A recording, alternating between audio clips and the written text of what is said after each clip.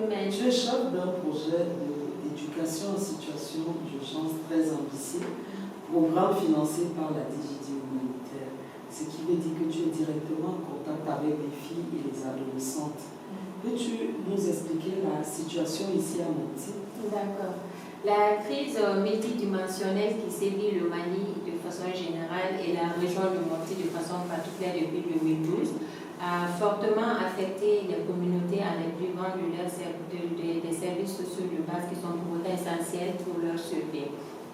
Au regard de la culture malienne, des pesanteurs socio-culturels associés aux conséquences de la crise humanitaire, les filles et les adolescentes ont été la catégorie la plus affectée à ces jours face aux problématiques de déscolarisation, d'abus, d'exploitation et de violences de toute nature. Je crois que cette situation qui se présente dans la région du Mopti se retrouve dans d'autres régions du monde qui sont affectées par des crises similaires. Qu'est-ce que tu en penses? Oui, effectivement, si je prends l'exemple du Cameroun et du Nigeria dans le lac Tchad et de la République centrafricaine, en fait, sur le chemin de l'asile, les enfants sont exposés à des risques énormes de protection comme les abus sexuels, les enlèvements, les séparations familiales.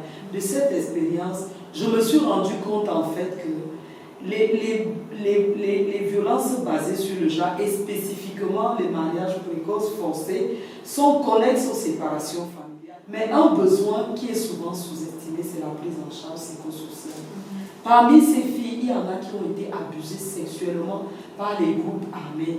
Il y en a qui ont été abusées sexuellement et aussi pour les travaux domestiques par les groupes armés. Celles qui ont été victimes de l'assassinat de leurs parents.